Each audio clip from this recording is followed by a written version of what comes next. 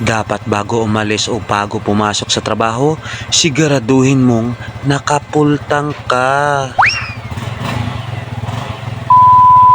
Gumising ng maaga para makapaghanda para sa pagpasok sa trabaho, kaso maulan ngayong umaga. Kaya maaga pa tayong nagready ng ating almusal mga idol. Itlog yung titirahin natin, kaya ito yung hinalo-halo natin. Itlog yung babatihin natin ngayong umaga. Sunod, nagpainit ng mantika, pinalangoy ko na itong bawang at hinalo-halo para maging kulay ginto. Pinadive ko na rin itong sibuyas mga idol at siyempre hinalo-halo. Pasensya na pala kayo dito sa kaldero natin, antik na kasi yan. Kahit ganyan lang yung kulay, siguradong malinis naman yan. Sunod, pinatalon ko na rin itong kamatis mga idol, dagdag pampabango at pampalasa yan sa lulutuin natin ngayong umaga. At nang lumabas na yung napakabango niyang amoy mga idol, pinatong ko na itong tirang prito na isda. Pritong isda, yan yung ulam namin kagabi, kaya merong natira, sayang naman itapon, kaya i-upgrade natin ngayong umaga yan.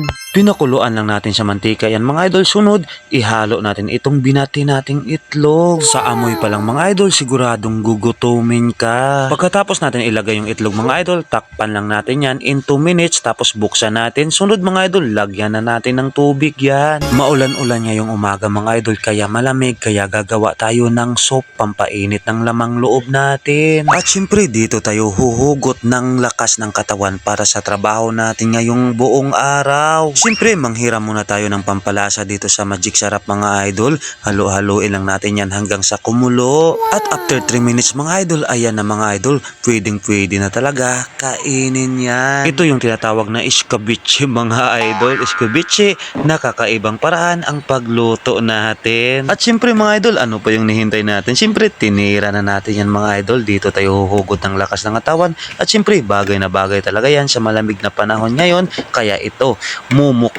mumukbangin natin yan mga idol. At syempre mga idol, para sa akin, ako nagluto, pasado talaga sa akin yung lasa. Pagkatapos nga natin kumain mga idol, ayan kung nakita nyo, nagbihis na tayo. Syempre, hindi na tayo nag-video nung naliligo tayo. Nako, pag may makita pa kayong hindi ka nais-nais, baka kahit tulog kayo, nakangiti pa rin kayo.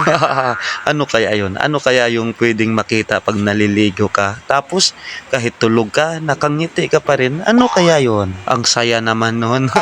Siyempre mga idol, pagkatapos natin mag-ayos, nag-ready na tayo mga idol. Dito na tayo sa harap ng motorsiklo natin. Pinainit muna natin yung makina mga idol bago gamitin. Parang tao lang yan.